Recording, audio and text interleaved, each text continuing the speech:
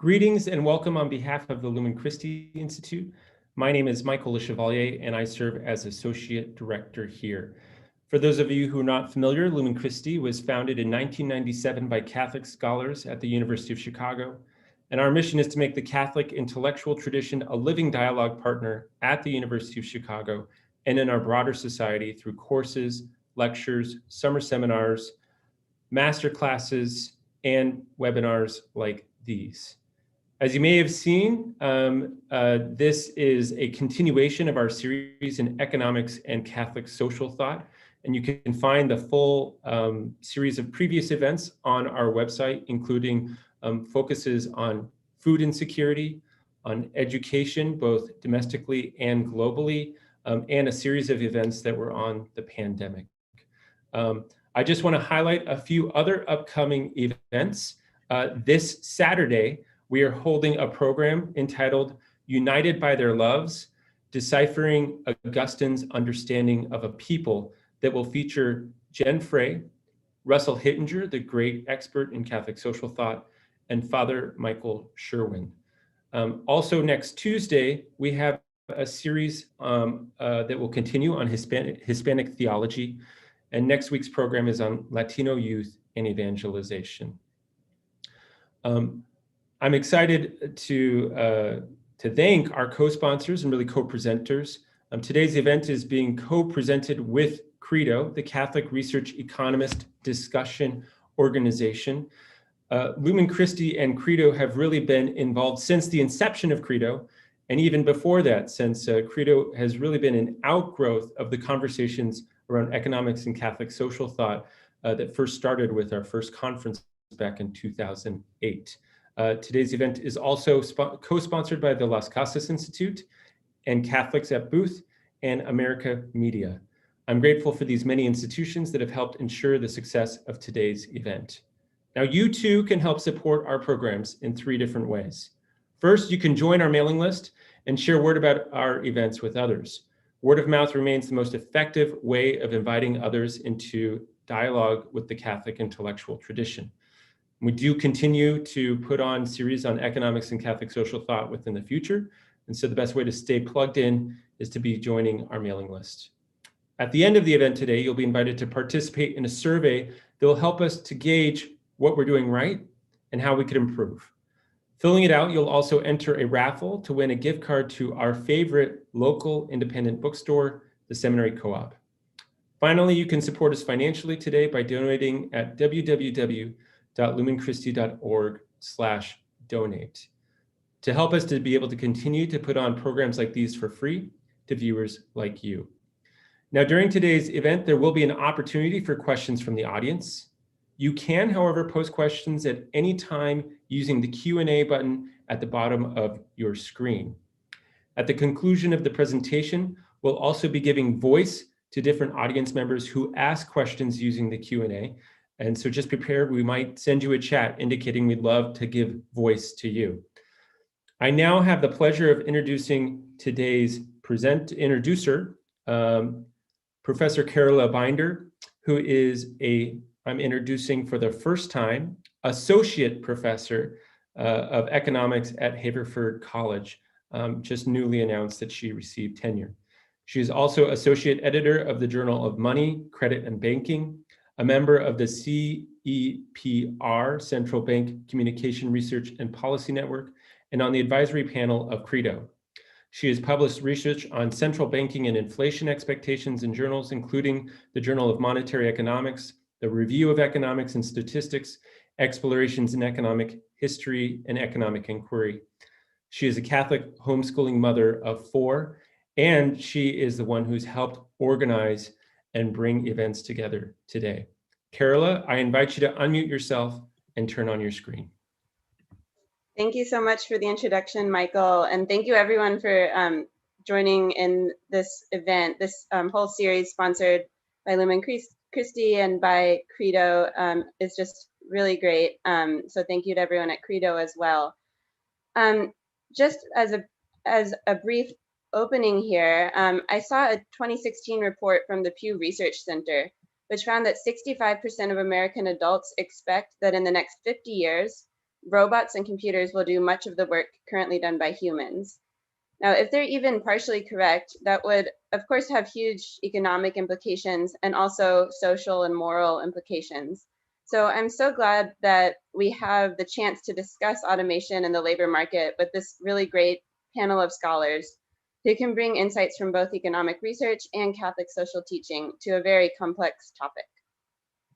Pope Francis's 2015 encyclical Laudato Si on care for our common home acknowledges that technical progress, quote, has remedied countless evils that used to harm and limit human beings.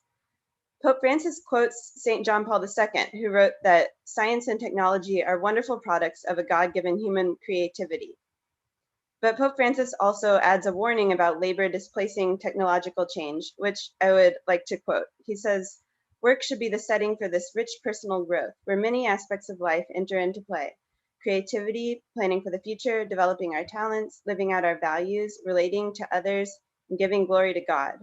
The goal should not be that technological progress increasingly replace human work, for this would be detrimental to humanity." Pope Francis adds that nobody is suggesting a return to the Stone Age, but we do need to slow down and look at reality in a different way to appropriate the positive and sustainable progress which has been made, but also to recover the values and the great goals swept away by our unrestrained delusions of grandeur. Now, how exactly do we do this? I mean, that's, of course, an enormously important question. And our three panelists today are each going to take about 15 minutes to share their perspective. So I'll introduce them briefly. First, we will have Professor Edward Hadas.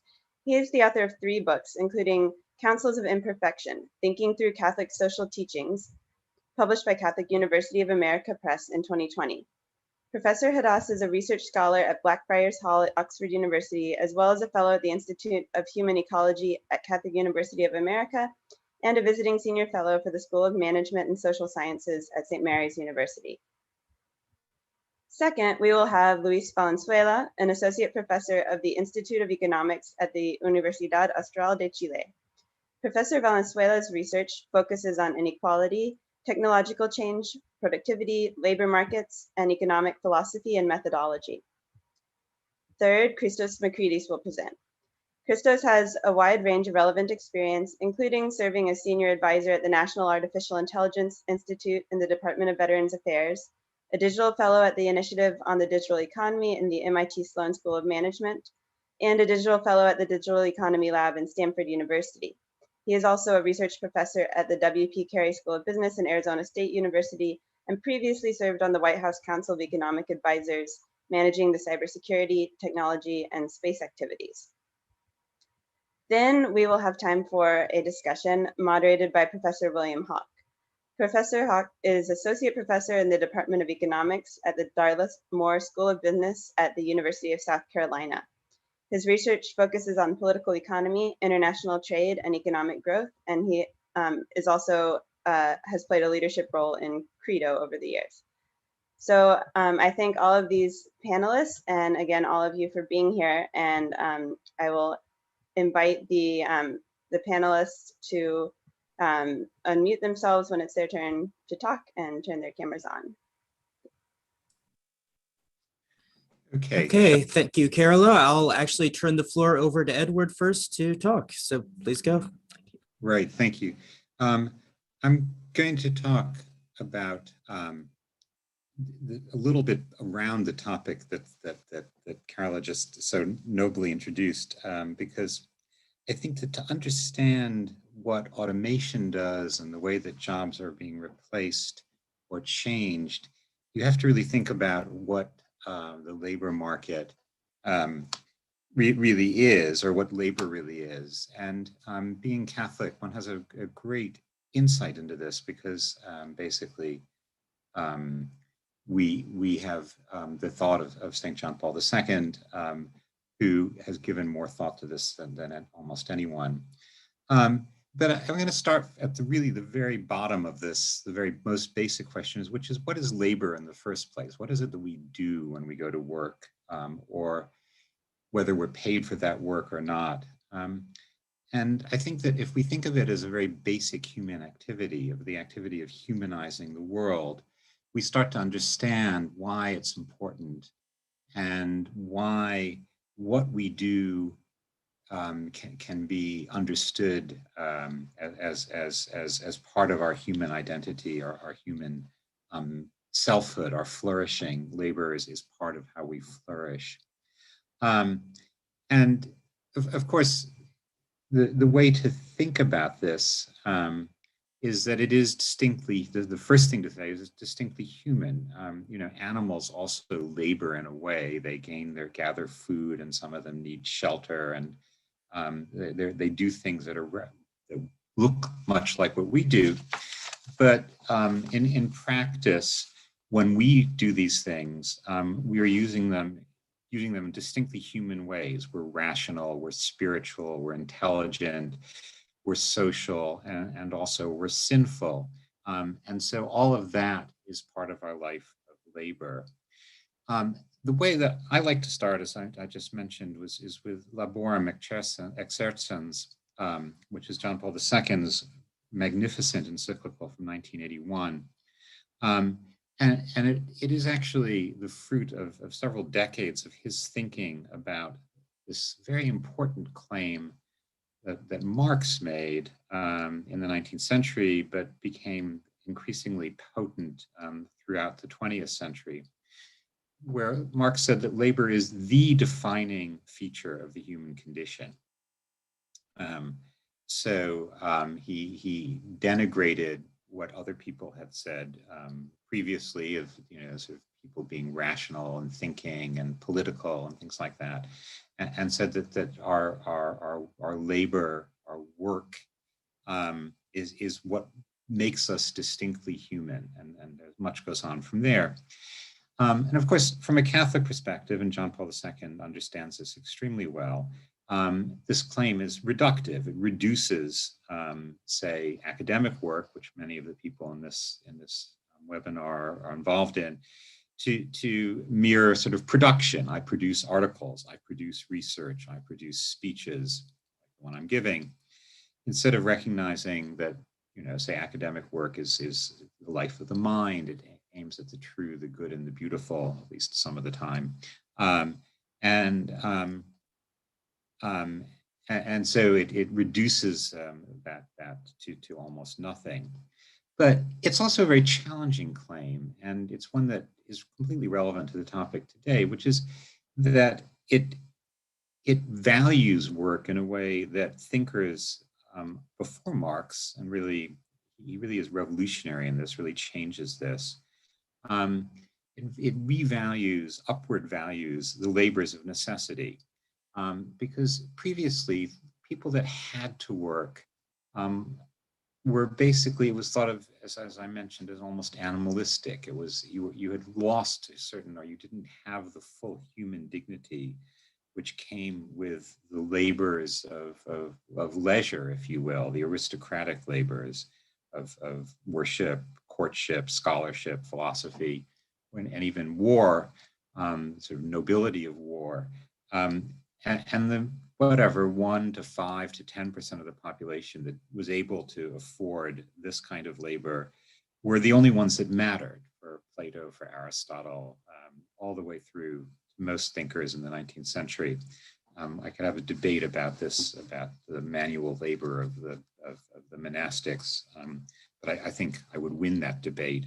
In fact, the monastic idea of labor also was one where the higher labors of working with texts and with worship at a high level was what was valued, and the other value was much lower.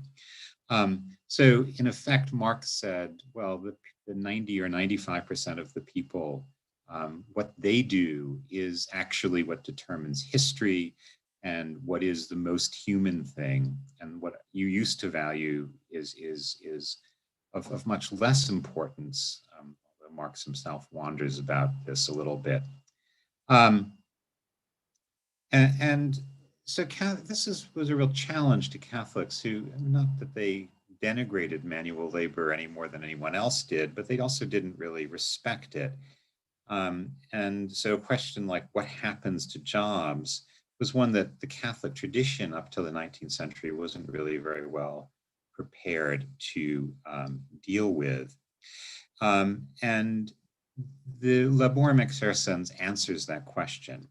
And John Paul II gives us 3 ways of thinking about what the good of labor is, all of which are completely applicable to any kind of labor, from the maternal labor of raising children, to the labor of writing software, to the labor that replaces, that is replaced by machines or by computers again and again over the last few centuries. So there's threefold division. There's the objective good of labor, which is what Marx was interested in. And that's what you make with the labor, the consumer goods. And that's very important. It's as Francis mentioned and what Carola said, it produces all these wonderful things that make our lives better, richer, fuller. But that's only one part of the good of labor. There's also the subjective good that John Paul II says must come first, which is, does this labor, is it fulfilling for the person that's doing it? Does it bring out his dignity as a human being? Does it use his skills, his talents, his rationality? Does it develop those skills and talents? Does it allow us to feel that we're joining in God's creative labor? Does it provide the rhythm of a healthy, fruitful rhythm of labor and leisure? Can we use our labor as it's serving other people, and so forth? And then the third type would be the social meaning of labor, the communities that are formed around the labor, the activity of labor. The Catholic churches tend to be interested in unions, but the workplace is where we live most of our lives. Most of the drama of our lives takes place in a workplace. And one of the things about post-automation workplaces is that often they have more space for drama. You can have more romance, excitement, rivalry, and so forth in an office than you can on a factory floor for the most part. And certainly more than if you're a subsistence farmer, where basically necessity is your main guide. But there's a fourth part to the Pope's analysis that's really important and that is left out of a lot of the discussions of labor by conventional economic theory, which is the role of sin. This comes from the curse of Adam at the very beginning of the Bible, that he says, with the sweat of your brow, God says, the sweat of your brow, you shall bring forth your fruit. And John Paul says very clearly that this is it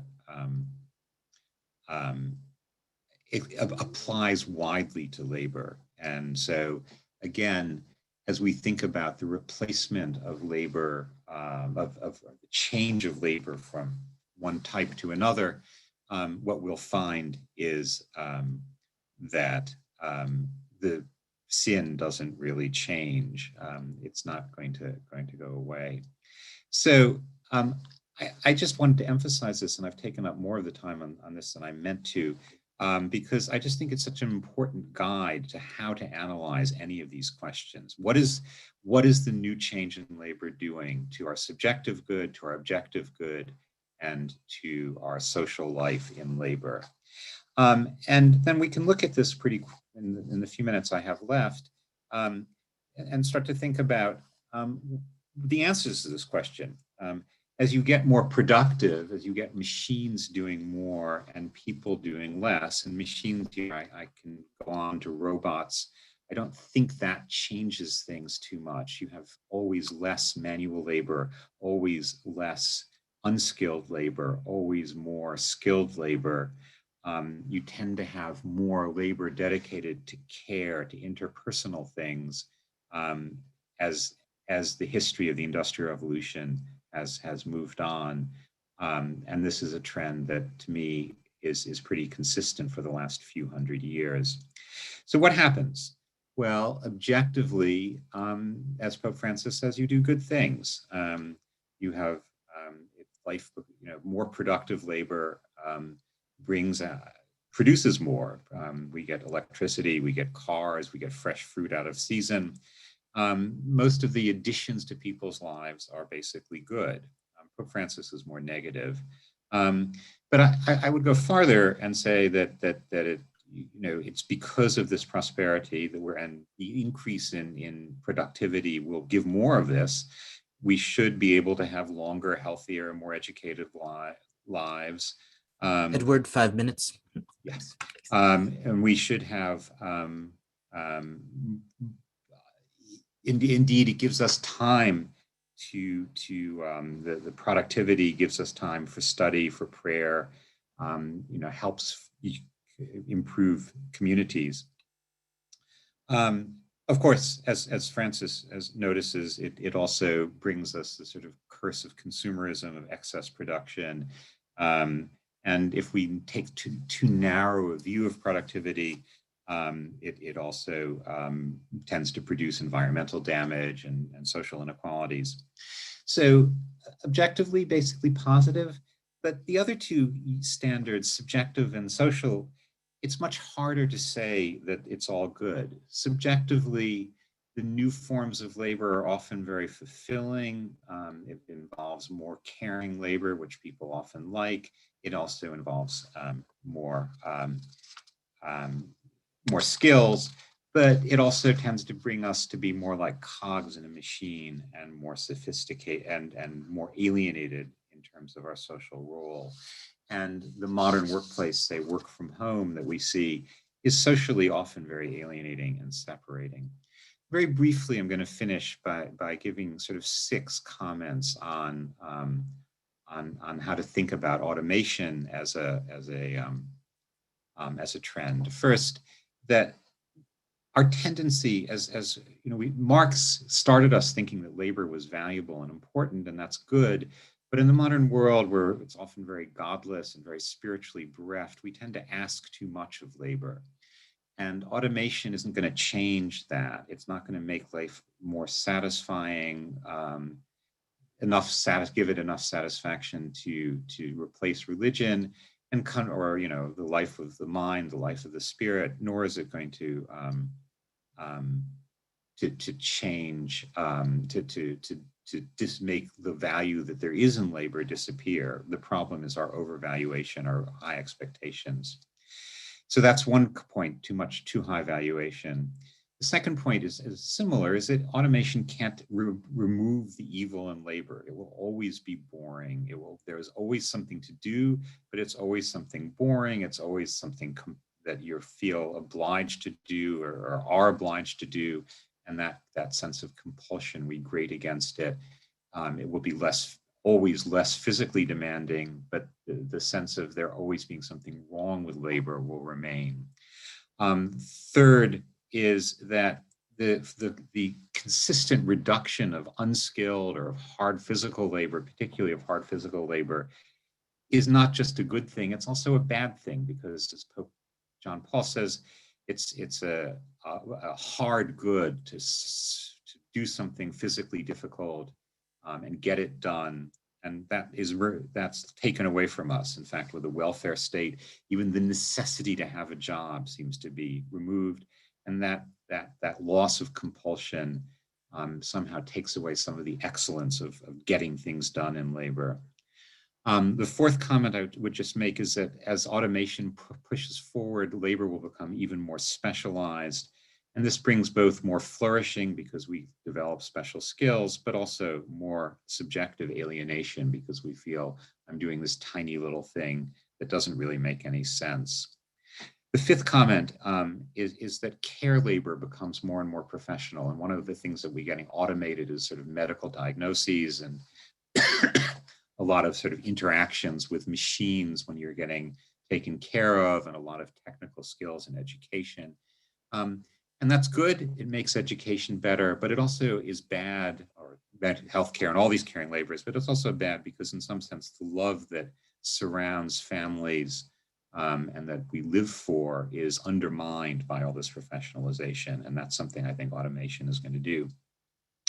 My final comment, and I am going to end up just about on time, is that automation makes us more human in many ways, in many different directions. We're more liberated from our animal necessity. We're more able to develop our talents. We're more powerful in the world, but we're also able to be more destructive. Think of drone warfare.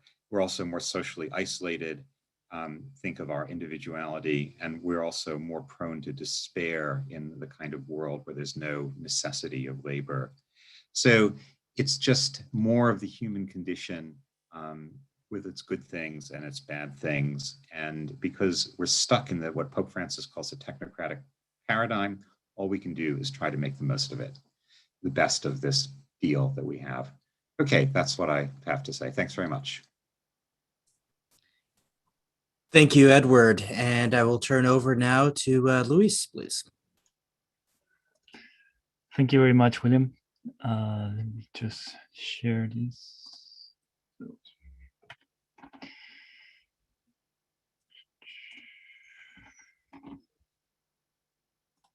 Share screen. Here it is. Yeah.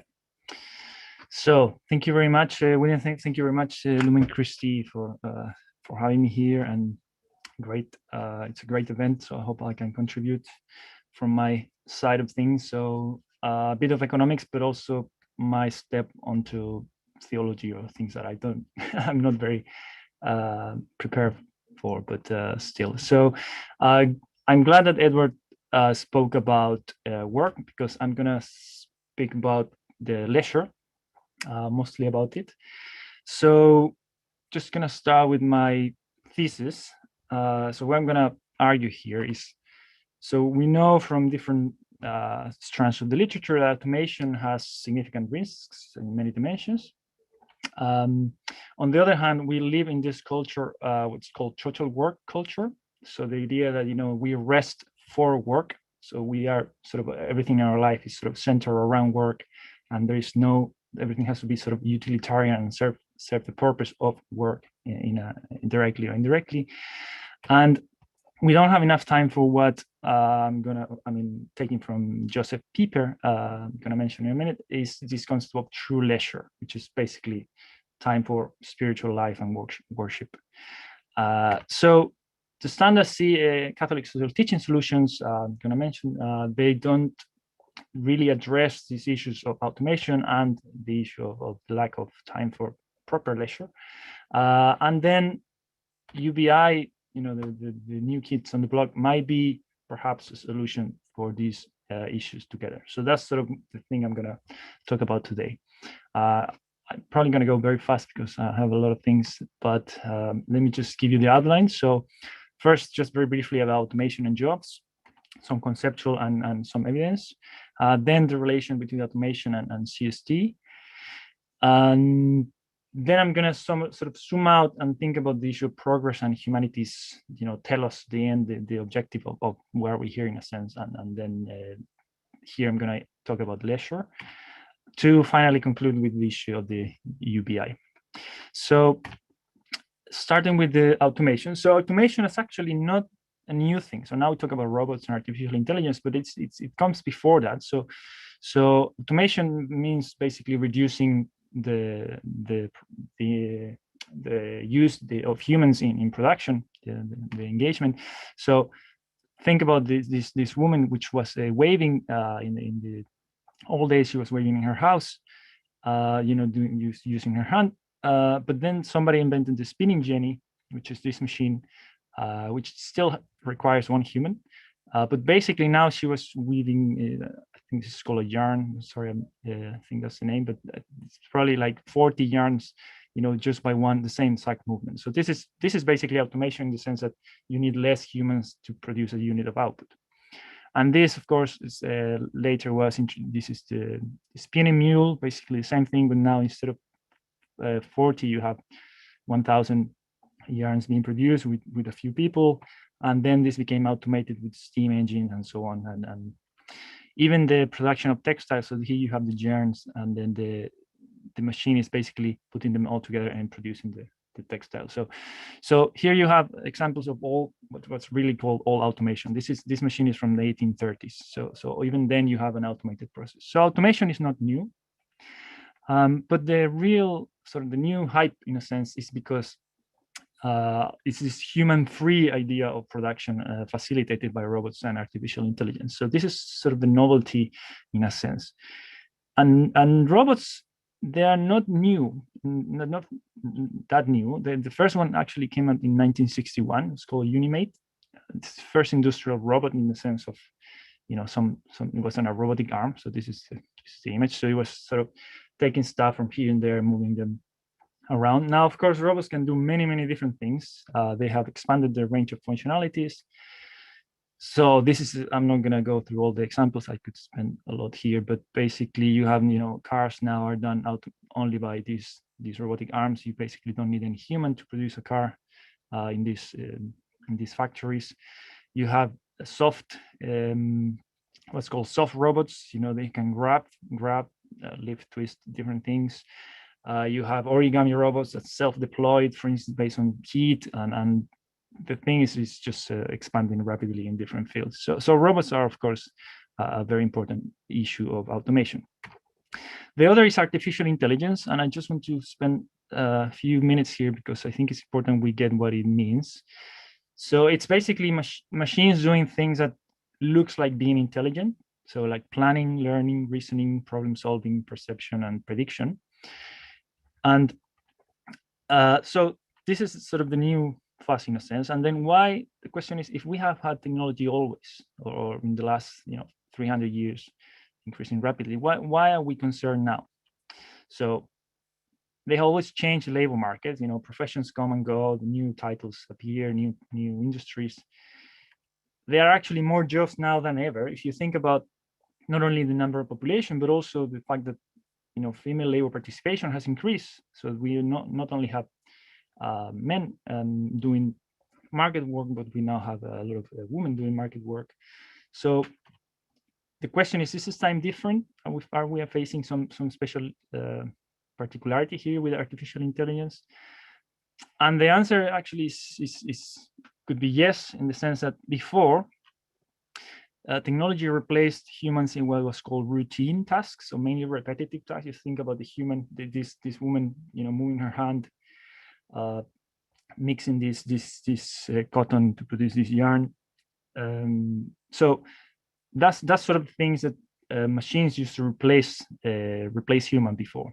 But now, but there are other tasks, of course, which is, there are non-routine tasks. So we think we were safe.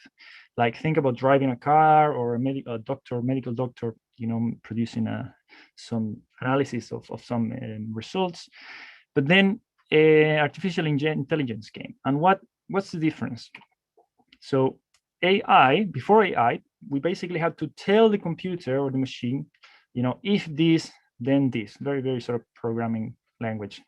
So very deductive approach, if this, do that. But then artificial intelligence, what actually is new, is the fact that we give them data, and then we tell them, okay, learn, just do it. These are some instructions, like for cars, for instance, don't kill people, don't go over the speed limit, and then just train yourself. I'm going to give you a virtual environment. This is an example of driving. I'm going to give you a virtual environment, almost like a computer game, and you just learn how to do it.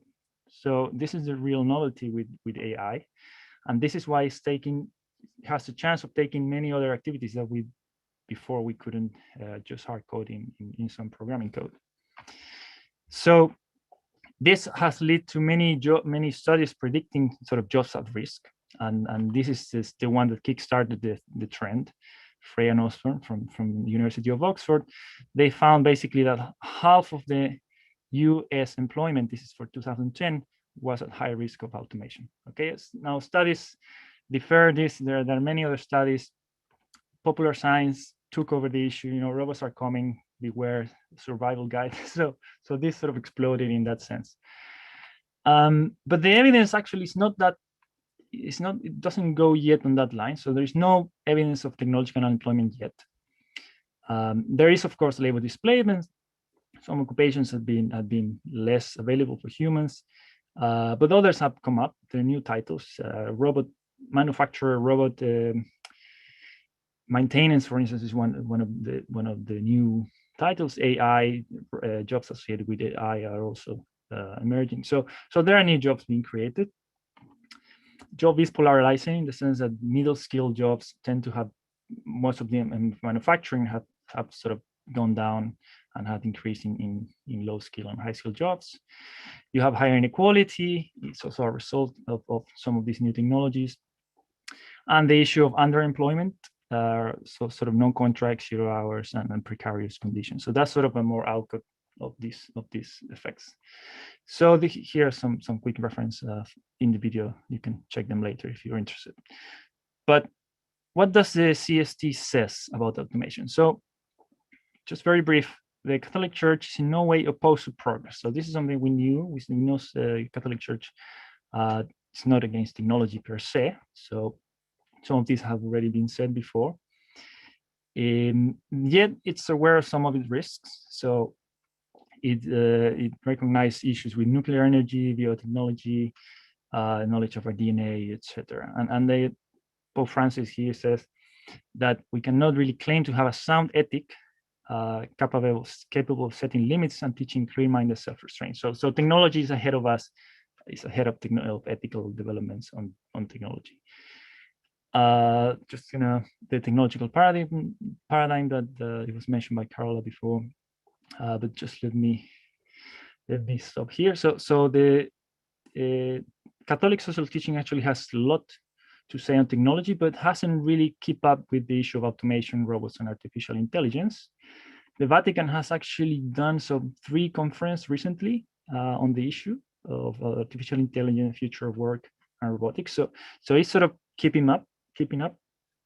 Probably you can imagine something cyclical coming up with more specific about these issues. There are other people writing about it. So this is an Irish theologian has written these books. The last one came a month ago on the precise topic. The issue of the theology of technology is emerging, but the conclusion here is basically that technology doesn't yet have an ethical compass, and that's what the church seems to be calling for. Okay, so let me get to the issue here of the leisure. So let me step back a bit, and the question is, so we know technological change has brought greater well-being. Okay, so you can show plenty of graphs here. I'm just going to stick to 2. This is GDP per capita. So we know we are in the heydays in the best times of best days of the Earth history in terms of GDP per capita. This is life expectancy. So you can think, there is no other species on the planet, as far as I'm aware, that in 200 years was able to almost triplicate its expected life, its life expectancy. So we are really, this is a massive change in our well-being in that regard. But the question is, okay, but what is progress for?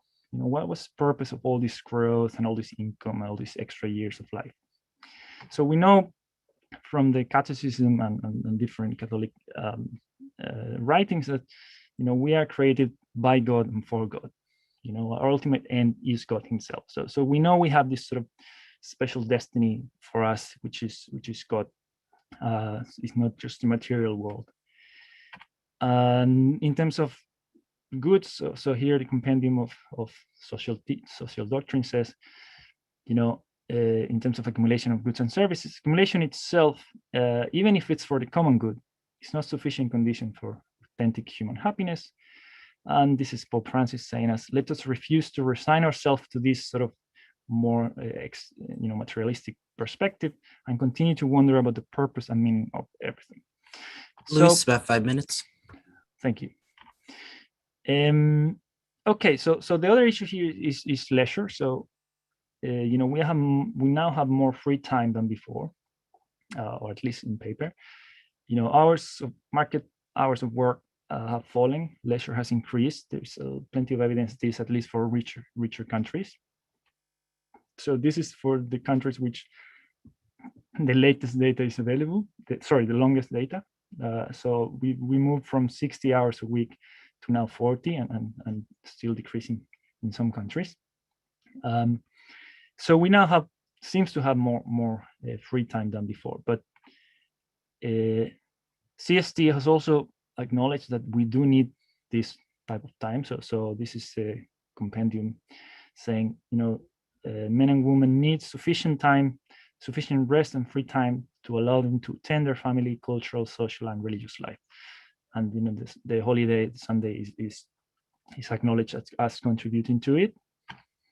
The Rome environment, first encyclical on social issues, it says that rest from labor is not to be understood as merely giving away to idleness. Rest disposes man to forget for a while in business, everyday life, to turn his thoughts to things heavenly and to the worship which is so strictly owns to the eternal Godhead. So rest is so leisure in this sense is important. But here I'm going to bring the concept of true leisure that was brought about by this German philosopher, Catholic German philosopher, Joseph Pieper. So he wrote this book, Basis Culture, where he describes that we live in a culture of total work. So basically, leisure is not in itself valuable, but only as a service of work. So he says, we rest to recharge batteries. So here's a quote. So the break is there for the sake of work. So it's supposed to provide new strength for new work. One is refreshed for work through being refreshed from work. So the thing is that leisure here is utilitarian. Okay, so it serves the purpose of work. And he's going to talk about the issue of true leisure, which doesn't have this character. So he said true leisure is based on stillness. Okay, so not being relentlessly thinking about what is the utility of what I'm doing, even if I'm not working. So it serves, by definition, no utilitarian or economic purpose. Is what he calls useless. So he says leisure implies an attitude of not activity, of inward calm, of silence. It means not being busy. So this quote to me is the best. It says, the point and justification of leisure are not that the functionary should function flawlessly and without a breakdown, but that the functionary should continue to be a man. So leisure has a higher purpose than just resting and letting us keep on with work in the next day. And then he goes on to say, well, actually, the truest form of leisure, it's related to divine worship. And he says the highest form of that divine worship is the Mass.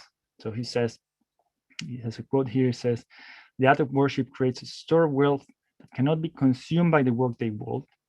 It sets up an area where calculation is thrown to the winds and goods are deliberately squandered, where usefulness is forgotten and generosity reigns. So then he goes to conclude that true leisure is really the time we spend on celebratory worship, on divine worship. Anyway, so to wrap up this idea, so the argument would be here, well, of course, quality of time matters, quality of free time, but also quantity of time. So the question is, do we need to work less? And if we look at monasticism, they have found the right formula long ago. So this is the rule of Saint Benedict, ora et labora. So basically, they work 5 hours. This, of course, varies according to times and cultures and so on. But basically, 5 hours a week of work, a day, 2 hours of reading, spiritual reading, 6 hours of praying, 3 hours of community time, and then 8 hours of rest, roughly. But us, what about lay people? Well, we have to do pay work. We have to rest, have proper enjoyment, family life, social life. And on top of that, we also have this spiritual life. Daily mass is a good thing. Not only the Sunday mass, prayer. Liturgy of the hours is recommended for lay people. It's compulsory for religious people. The spiritual reading, contemplation, rosary, even charity. They're supposed to do charity as well. So the argument here is that we don't really have enough time to do all this. So the true leisure is not something we're really picking up. Most of the people, I would say. Now, there's a lot of Luis, data if you here. could finish up, please. Yeah, there's a lot of people of data on how little we actually pray. So just to finish up the issue of the UBI. So the problems of automation come from unemployment, underemployment, greater inequality. We still have poverty, the idea of total work, and then not enough time for leisure. Okay. So the standard solution for CST is this idea of priority of labor over capital.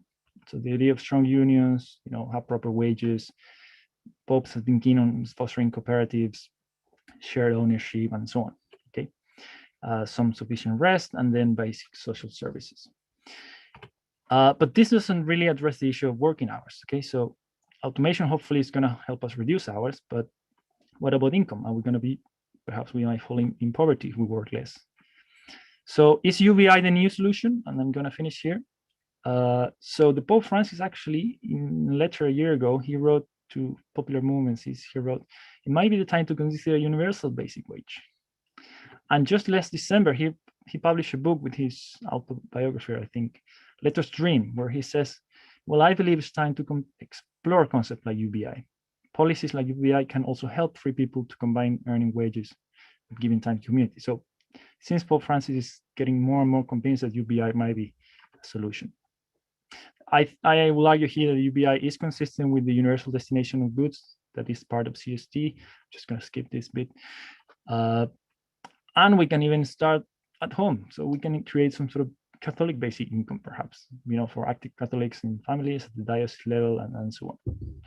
So just to conclude, sorry to be late, quality and quantity of work and leisure matters. We need more time to engage in this true leisure Pieper talks about, that our faith demands our nation needs. We have the means, we are certainly reaching enough. Automation might make us even richer. So we have the room to reduce working hours and redistribute income, for which UBI might be one way forward. And it can also protect us from the risk of automation that I talked at the beginning. That's it. Sorry to spend extra time. Thank you very much. Right. Thank you, Luis, and I will turn it over to Christos.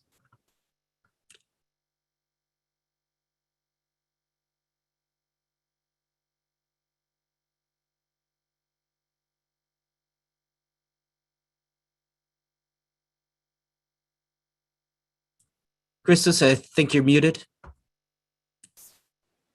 There we go. Thanks so much. This is it was just like testing to make sure that everybody was obviously paying attention. Thanks, Bill.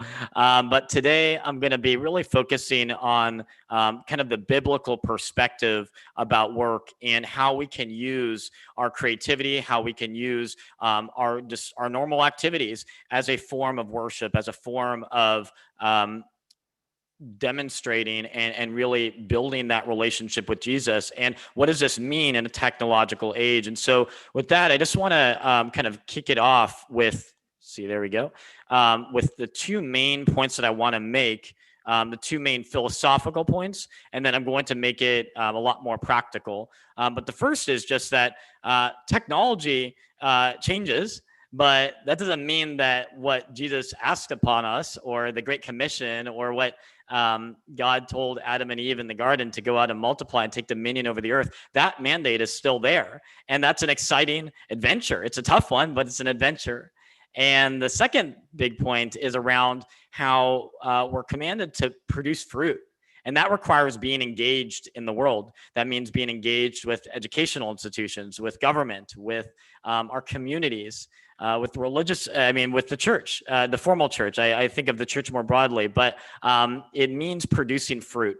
And then lastly, I'm going to talk a little bit about how does this look like in an era of technological change, especially with the advent of AI. And I want to be clear that so this is me with my academic thinker, child of God hat, not as me running the research initiatives in the National AI Institute.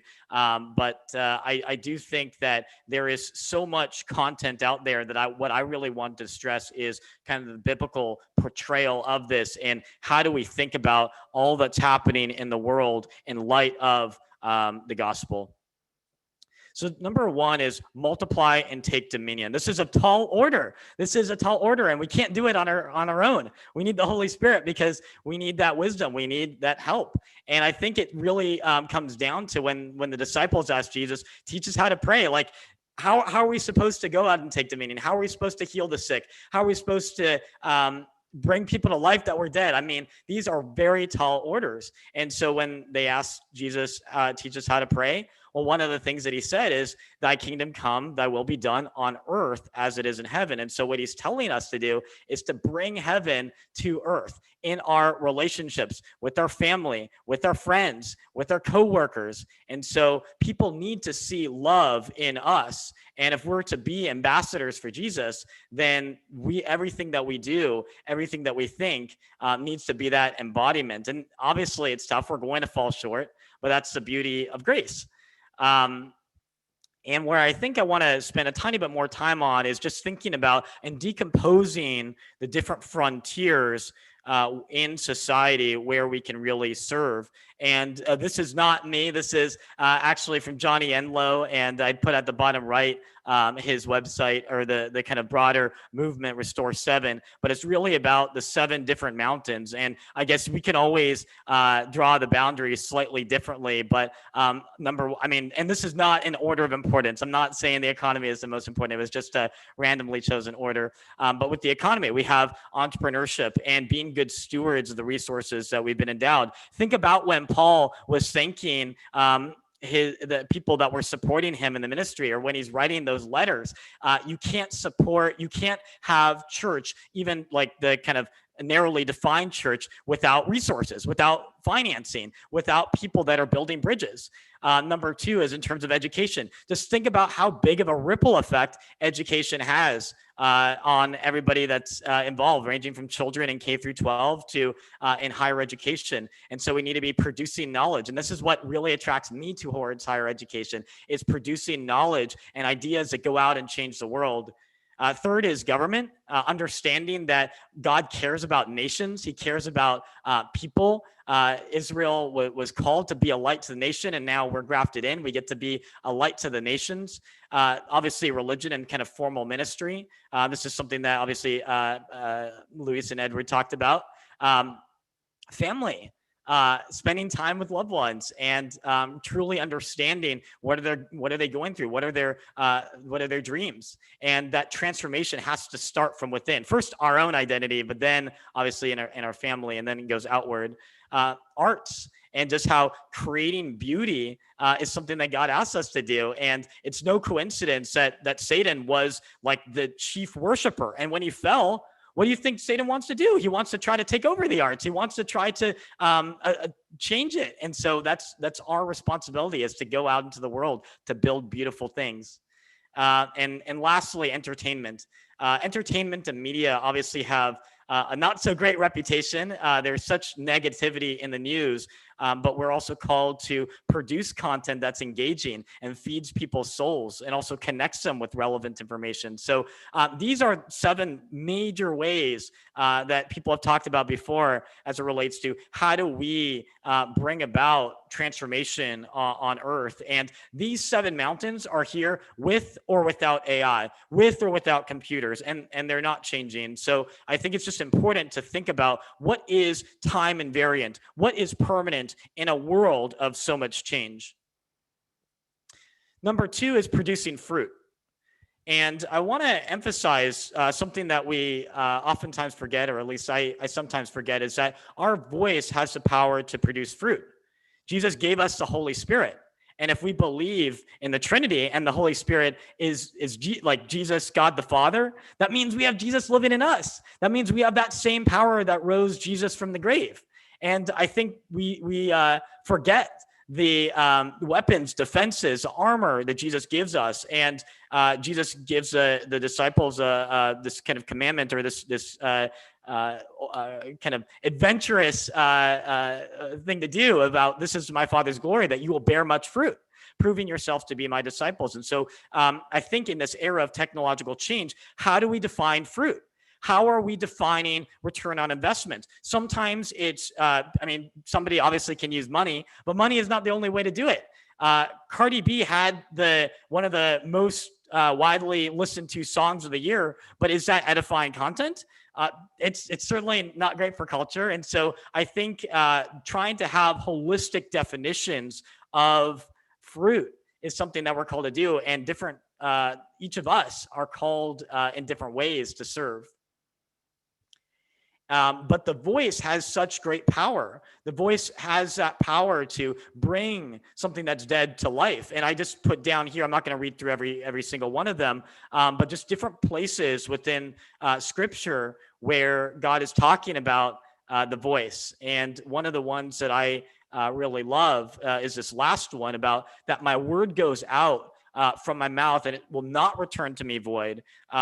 And so when we declare something, when we speak something into existence and it's in line with God's heart, that brings about life. And a very simple demonstration of this is just when you're encouraging to a friend, that can make somebody's day. And that's obviously a small manifestation of it, but it can be even larger. Or, I mean, think about when Jesus curses the fig tree that didn't have any fruit. It just had these leaves that looked nice. And so that was part of what he was doing there, was like kind of critiquing the Pharisees that look so good on the surface. They have their great festivals. They follow the laws, or at least their characterization of the laws, but they were not demonstrating love. And so what I think is so exciting is that, like, and I mean, we don't fully understand this. I don't fully understand this. What does it mean to have like the power of God and the Holy Spirit within us? But we also see, like in James 3:5, he talks about how the tongue is such a small member, yet it boasts of great things. And so you can do a lot of damage with it, but you can also do a lot of good. And I think in this era of technological change, it's easy for us to look to technology, to look to the fanciest machine learning classifier, GPT-3, GPT-2 that Google is producing, and look at these technological devices as a panacea, but they're not. Jesus is the only panacea, and our voice can bring about life. It can bring about transformation. Lastly, I want to end with a few applications that really make some of these principles clear, and just talk from my own experience, kind of working at this intersection of policy, research, and entrepreneurship. And what I think we need to do is get a lot more creative and a lot more serious about the way that we are bringing about joy and transformation to the world. And that starts with understanding our identity. Who does Jesus say that I am? And that is, like, we're all children of God, but we also have different gifts and talents. And so we need to understand, how has God gifted me to uniquely serve in building up the kingdom? And for me, it's that kind of entrepreneurial aspect. Although I'm a researcher, I'm really more of an entrepreneur. And what excites me most about the research that I do is actually the discovery process, the process of creating ideas that then go out and help people, organizations, or society. Number two is in stewarding the endowments and the opportunities that are right in front of us. And so sometimes it's really easy to complain about what we don't have, but we miss what we do have. And especially with social media, like Instagram. I mean, I'm not on Instagram. I'm not on. Well, I have an account on Instagram, but I haven't used it in I don't know, like 8 months or 10 months or something like that. But it's easy to look on social media and see what we think is missing. But if we just look out in front of us, Jesus says, like, I'm all that you need, and that your Heavenly Father will supply you of your needs. And so do we really believe that? And we oftentimes fall short. And this is a lifelong, this is obviously a prayer that we can ask Jesus, like, remind us, show us, etc. Number three is that we need to make this journey in faith relational, not transactional. And I think another temptation that we face is just purely going into church. But the church isn't just a building. Jesus calls us to be a body, the ecclesia. And so we're able to be ambassadors. So just like the Department of State has ambassadors to different countries, or the Sam Brownback, ambassador at large for religious liberty, or previously, we get to be ambassadors for Jesus. And lastly, relentlessly pursuing innovation and service in communion with Jesus. And so this is something that, like, for me, I love the creative aspect of things. And so it's not something that we do as like a chore to earn our way towards heaven, but rather something that we get to do, that because he's gifted us with these endowments, these ideas, these resources, whatever it would be. Maybe somebody is really talented at graphic design. Maybe somebody is talented as a singer. One of my closest friend and collaborator, Sula, is a CEO, and she's an international soprano and runs an organization called Living Opera, where she gets to use her voice to bring about joy. And so whatever our gift or giftings are, we use it to bring about innovation and transformation within society. And so in that sense, and this is where part of what I'm sharing dovetails really nicely with the prior two presentations, is that technology is never meant to be an end in and of itself. It's not meant to replace humans. It's meant to be an augmentation to our capabilities. And I really believe that society sometimes makes it an end in and of itself, but if we continuously remind ourselves and really leverage it as a tool, we'll be a lot better off, and we'll be able to walk in the purposes that God has truly called us into. So let me take you through a couple of examples now. So one of the things that we've done in the National AI Institute in the Department of Veterans Affairs is we built a tool called the COVID-19 Prognostic Tool, where we created a risk factor for every veteran, where we're predicting the probability of mortality as a function of medical history, as a function of their labs and vitals. And then we use that risk factor and we created a dashboard so that the clinicians that are part of the different, there's about 1,700 VA medical centers, are able to see that risk factor, and then we enumerate the contributing factors to that person's risk factor, and we get to see, okay, besides age, what are the things that really matter in driving up this person's risk? And so this is a way that it empowers the clinician. It's not saying to the clinician, do this or do that. Rather, it's saying, here's some extra information, and here's a way to consolidate this vast amount of data that as an individual, it's kind of unrealistic to be able to go through hundreds of thousands or just like lots of different variables.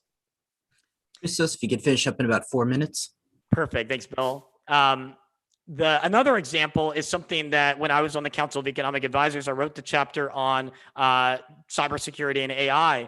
And this is something that I didn't want, I felt that this time is better spent focusing a little bit more on the theological questions, because that's part of the beauty of this community. And there's so much actual economic content out there. But for those that are interested, this is in the 2019 Economic Report of the President, and it's chapter 7, page 344. It's a long report.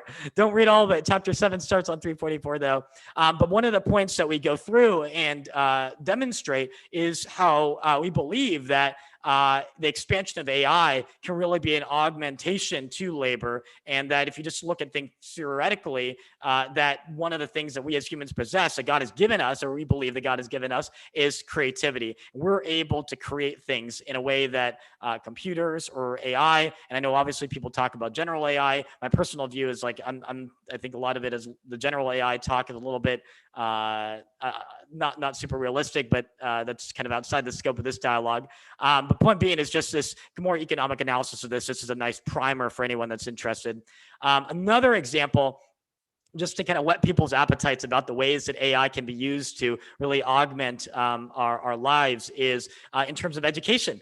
One of the things that we're doing at ASU is what's called Dreamscape Immersive, where we're using virtual reality to transport people into the actual environment. If you're learning biology, you're able to actually touch the plants and imagine how that affects the learning experience. It makes it more exciting. It makes it more experiential. You remember the content more. And then there's also personalized learning, so that if you're doing the chain rule in a calculus class and you forget to you keep making mistakes in one place, and you get more practice problems, a personalized learning algorithm gives you more practice in the area that you're making mistakes. And so AI can dramatically accelerate the rate at which we learn and also make it stick a lot more. And one of the points I wanted to end on is also the development of these platforms. Uber is obviously a platform. There's different types of platforms. There's ed tech companies. So in the top right is a paper that I'm working on through ASU. And one of the partnerships ASU underwent with Uber is that Uber Pro drivers are able to get access to ASU online for free, and to be able to get an ASU degree for free. And so we're evaluating how this affects these drivers and participation in ASU coursework. And we were looking at, does having this driving experience and online learning cause you to procrastinate? And in short, we found no. There's not extra procrastination. And so the idea of platforms as generating additional flexibility is very present in this paper. And then one of my other papers that recently came out together with Renee and Catherine, we partnered with DataCamp, and used all their data. So DataCamp is a large ed tech company that does mainly programming and data science skills. And so we demonstrated that not only did engagement and number of registrations go up during the pandemic, but also that there was a democratizing effect, that it went up proportionally in low and high income zip codes. And so this question of how is technology going to change things? It can change things for the worse if not used properly, but when used properly, it can bring about a lot of positive change. And lastly, one of the other entrepreneurial initiatives that I'm involved in is with Sula in Living Opera. And we have an initiative called Hope Sings that's about pairing unemployed opera singers with patients in hospitals and bringing the opera to them to demonstrate beautiful sound. And so this is something that we believe will be beneficial to the patients, but also to the singers, obviously paid work. So with that, what I really want to just, the main theme is how do we leverage technology as an asset in our lives? And how can we be bold as a church and innovative? And with that, I'll turn it over to Bill. I think this is the end of our kind of one part of our, where we give our own spiels. And now I think it'll be Q&A, but I'll leave it to Bill to do that. Okay, well, thank you very much, Christos, and thank you very much to all of our other panelists as well. As we transition into the Q&A section, just wanted to let you know that there is the Q&A box, that if you have any questions for our panelists, please feel free to add them in there. But I'll kick off with a couple of questions, and I guess first for Edward. So as you discussed in your presentation, labor has, multiple values. I mean, we talk about the objective value, which as economists, we're pretty good at analyzing, maybe not so much the other types of value, the subjective and the social values of labor. But I think also something that Carola brought up to me was that, and in your presentation, you mentioned that we're more prone to despair in a world where there's no necessity of labor. I think, as technology develops, there may well be, due to automation and so forth, less maybe perhaps necessary work. And but at the same time, we do manual labor around the house and the yard, even if we possibly could afford not to. Where do you think this despair comes from, and what could individuals or society do about that? So, this is the sort of deep ambiguity of labor, that on the one hand, it's something that we find a burden, and the fact that it's compulsory makes it burdensome. Kids will notice that when they first have to do homework, and they'll say, I don't want to do this homework. And yet when they do the homework, they feel quite satisfied. Look, I finished my homework. At least some kids will say that. And if they get good marks on it, good grades, they'll be very happy with that. And both of those are pretty intrinsic to the labor experience.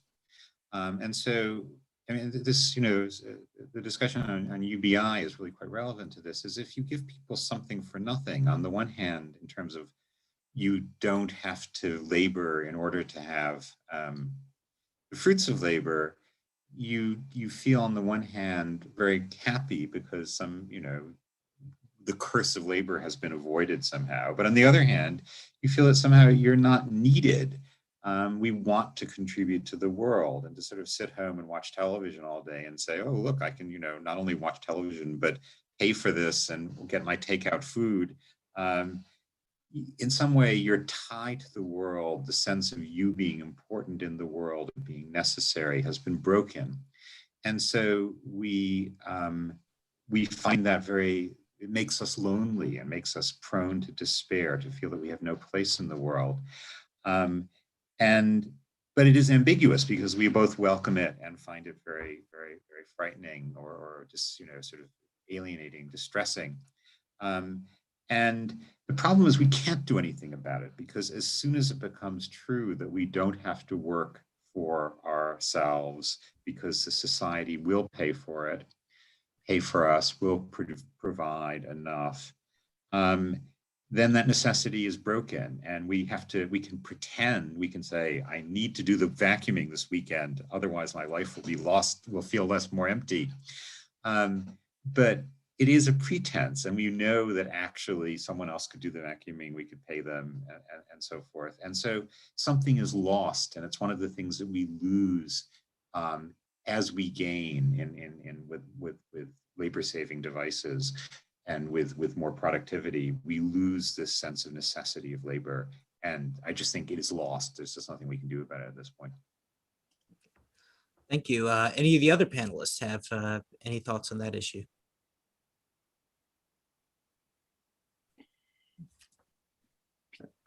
Well, in that case, oh, Luis, sorry. Yeah, no, one of the slides that I took off because I had too many slides. It was about the automated monastery. So first of all, I mean, this idea of the monks working 5 hours a week. I mean, I don't think they really enter into despair for working less hours. But the concept of the automated monastery. So is this Cluny, in France was the richest, one of the richest monasteries in Europe, and they were so rich because of the land they owned and the people working for them that they did no manual labor. Actually, they had, all they did was spiritual work, worship. And I mean, they didn't survive for many other reasons, but I don't know. I mean, I work can be more than just paid work. So there's work at home, there is work for the community. So I don't know. I think we can find sources of work that are not necessarily tied to the labor market per se, and that's another dimension, which it was mentioned in one of the slides I put, that Pope Francis said we can have more free time for community work, community volunteering and things like that. So that's certainly one way to capture the issue of work, which is not necessarily paid related. Just to point that out. Things. One really quick one point that I also build on is how we need to be looking at what is the alternative use of time, and one of the distinctions that I think it might have been Edward, or maybe it was raised, is like, are you watching TV? I think this was in your reply, Edward. Are you watching TV on your leisure, or are you spending it with your children, with your family, with friends? But I think this is a personal journey that, with our conversation with Jesus, we ask him, like, where do you want us to spend more time? Are we working too much in our paid work and discounting something else? And different seasons of our lives will call for different allocations of time to each of these domains. Okay, thank you. And I've had a couple questions in the Q&A box about UBI, and Luis, we kind of cut you off a little bit towards the end there. So I wanted to ask one question that's in the chat box. Do you have any thoughts on UBI versus negative income taxes, a la Milton Friedman, or in general, what are your thoughts about how a UBI ought to be structured? Thank you. So I'm definitely not an expert on UBI. So the way I understand it, the negative income tax would be just, it's a guaranteed basic income. So it's just, if you don't have to reach a certain amount of income, the state basically will give you a subsidy. Whereas if you have enough, the state won't give you anything. So it's definitely not the same. But I think the point is, I was talking about UBI as a solution, because if we work less hours, we will certainly, it won't be reasonable if we reduce hours, 40% to keep the same level of income. So I don't think that's sort of a reasonable. We're not that rich yet, especially not developing countries. So certainly there is the issue of poverty there. So you don't want to, how do you work less but not end up being significantly poorer? So that's why the idea of sharing income comes from. Now, in the end, the difference between UBI and granted income, well, I mean, UBI has to be financed somehow.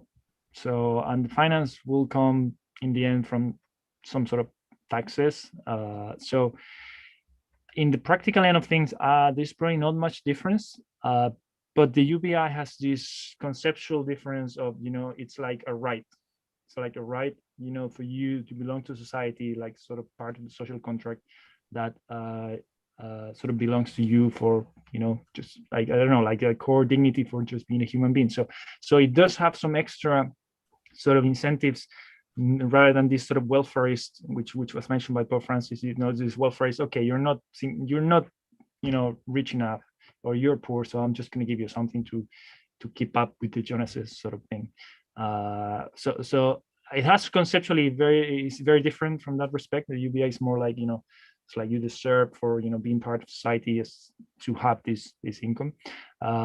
So that's a big difference. Now, in terms of, in the end, you have to finance this, so you have to tax somebody, and so in the end, it might not be that difference in terms of sources of financing, because the guaranteed income has to be financed also from somebody. So that will be my take. It's mostly the conceptual thing that is the key difference. But as I said, not really an expert on UBI. Thanks. Thank you. And either Edward or Christos, any other thoughts on UBI as a concept? Yeah, I'll say a word on UBI. I actually wrote about this in one of my previous lives. UBI, the problem with UBI is that it's never quite clear, and Francis's own endorsement of this was somewhat problematic. It's never quite clear whether it's supposed to be a sort of welfare state simplifier, or whether it is actually going to be a new program that will change the way people will approach paid work.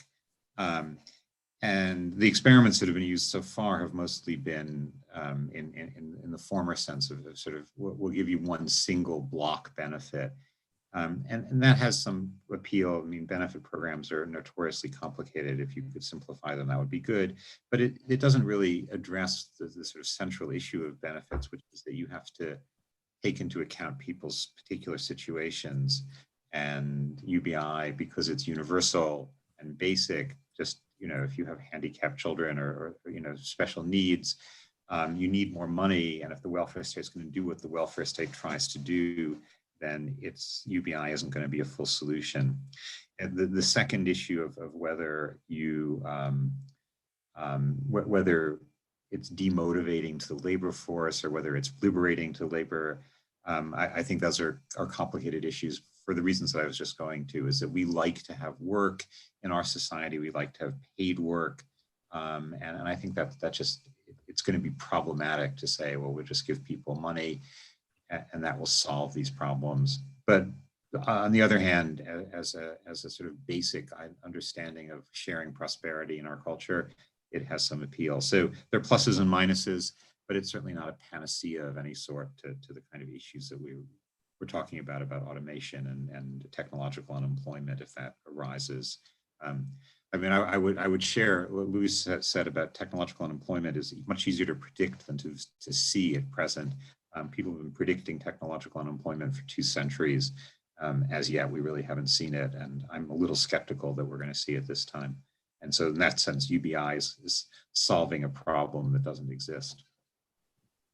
No, that's exactly, yeah. And just to build a tiny bit on that is that what is the fundamental barrier or friction that precludes somebody from making a living? Is it that we really do believe that there's going to be mass layoffs? If so, I mean, I certainly don't think so. As Edward just mentioned, technological change has always been happening. It's just in different forms. And so then it comes down to, well, what's the right amount? When has this ever worked? When has, in my mind, it's like, this has been the communist argument of like, yeah, let's see this to the state. We'll take care of it. And I haven't seen any. And then the biblical perspective, like the first thing that God says in the garden is go out and multiply. And so, yeah, I think it's kind of tough to, well, yeah, I'll just leave it at that. You can, yeah, I'll leave it to that. Okay, thank you. Christos, actually, I'd like to follow up because there's been a couple of questions about AI specifically. And, there's a lot of potential, I guess, productivity, sort of the objective output of AI has a lot of potential. But, like any technology, as you mentioned in your presentation, you can use it for good or you can use it for things that are not so great. And I guess, do you think there are any certain types of AI development that we should avoid because they would inherently replace rather than augment labor? And are there any principles that you think we can use as we discern what types of technologies we should support? No, that's a fantastic question. So, in terms of things that are probably like outright not good, that we can put a high probability on having bad outcomes, I think things like putting like, you know, I think Elon has talked a little bit about like putting chips inside us. I'd be like extremely hesitant to do that. But AI that kind of exists external to us and can behave as a little bit more as augmentation, but I'd be extremely, extremely careful putting anything in me. God said, like Jesus says, our body is a temple. We also see how other sorts of applications of AI are used for good or for bad. CCP uses image processing technology to persecute Christians and Muslims and really anyone that's religious in China, because the state has been that their government's God.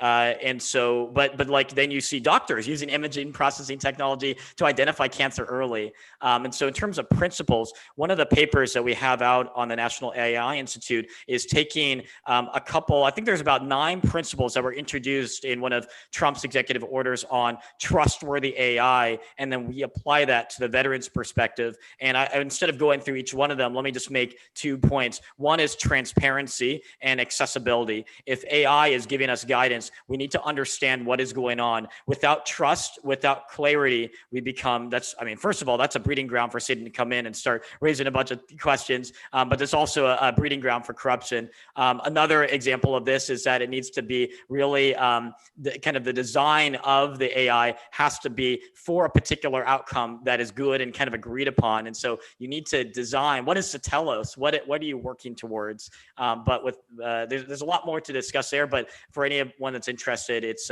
one of the projects that we have in the National AI Institute, and you could probably go to my social science research page and find it. It'll be forthcoming in the next month or so. Thank you. Luis or Edward, any thoughts in particular on AI? Yeah, I would just say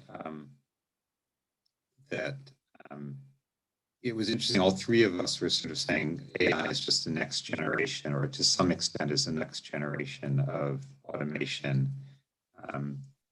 And I do think that there's some truth to that there are things that AI replaces that have not been replaced before, but we've been replacing various kinds of labor with increasingly skilled labor with machines for the last 200 years. And in that sense, I'm not quite persuaded that the economic part of it is the most interesting part. I think what Christos just said about the political part is pretty frightening. What's really alarming about AI is the way they can give governments intimate control over people's lives in many ways. I mean, it's not necessarily AI, but just the vast amounts of data that they can now accumulate and analyze. So, but I think the basic question of productivity of technology, those are questions that AI doesn't. I'm not persuaded, at least, that it really moves the debate in ways that haven't been going on for quite some time. Just to add to it, that I think there's a profound clash between what the church calls for in terms of technological development, which is, sort of this telos that Chris mentioned, that, like let's have a goal of why we're doing this, versus the really business-oriented, profit-related technological research, which is how it's been basically since the Industrial Revolution. So it's mostly, although the state has of course contributed through particularly military spending, which can be argued not necessarily good either, but the goal of technology has been driven essentially by profits, and it's been done also today by AI. So in that sense, nothing has to change in that respect. So the call by the church to, again, let's look at the telos of this. Let's think about why we're doing this and what for. It's still there, and it's not being addressed at all. So I think that's a challenge that remains. Yeah, I would very strongly with that. And Pope Francis's words in the technocratic paradigm, which follow up words from Benedict and a little bit from John Paul II, are very, very helpful in thinking about what our telos is. One point in Hadas says something like, we have a society that's rich in means and impoverished in ends. We lack telos, we lack purpose. I think that's a very profound comment. And I think to that end, actually, especially with Luis, some of the stuff that that you brought up with monasteries in your presentation, I'd actually like to turn it over to Joe Kabowski, who had a question about Ascedia. So I'm always a little bit skeptical of the longstanding, I mean, two things. One is that the longstanding idea that we're going to have tons of leisure and that's going to be a wonderful thing. And the second thing is that we're going to run out of work, and that's a horrible thing. But Luis, you brought up the idea of Cluny, and it just seemed to me like even in monasteries, they suffer from, is that how you pronounce it? Acedia? I don't know how it's pronounced. But I've never been sure either. You know, Close, it's Syria, yeah. acedia. And it just seems to me like there's something about you need some purpose in your life, and maybe even something to keep you busy to some extent. And I guess if human pets, I worry that UBI turns people into human pets without much purpose, without a real human life. Is this a concern genuine, or do you think maybe we need to broaden the idea of what's useful work, maybe? But I guess I phrased it as more of a comment, but is this something that we need to be concerned of? No, this is for all of you. But yeah, Luis, it was spawned by your mention of Cluny. Yeah, no, Assyria is I mean, you have probably read Piper's book, because he talks about that. He mentions, he contrasts between work, leisure, and sloth or Assyria, and he precisely says that, I mean, the goal here is not just to have people watching television. So heaven is not eternal television. It's not eternal work. It's basically something about contemplation and like that. So there's the risk, of course, of sloth is there. It's I mean, not everyone has a spiritual oriented life. So the idea is not people spend all time playing computers. You have to give them time to do what I think Piper refers to, true leisure. But work, as you say, is beyond, it's more than market work. So again, monks, they copy text, they work, they tend their garden, they did charity work on the surrounding towns, whatever. So work can go beyond just merely paid work, working for profit, or to building some sort of marketable product or service.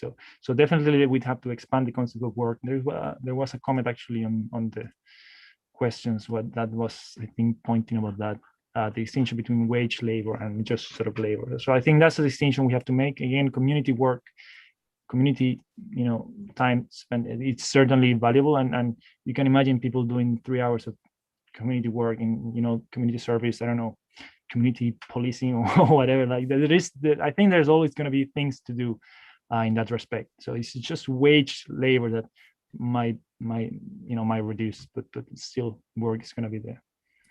Luis, thank you very much for that. And there's a lot that we can unpack here, and I think we're just scratching the surface of some of the good questions that people have posted in the box. Unfortunately, we're starting to bump up against our limit of 4:30 Eastern time, whatever time it is in your neck of the woods. But I want to thank, first of all, Carola, our newly tenured colleague, for helping to organize this panel.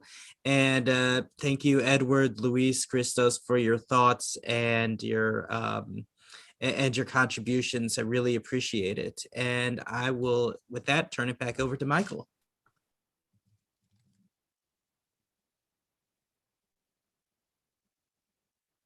You're muted.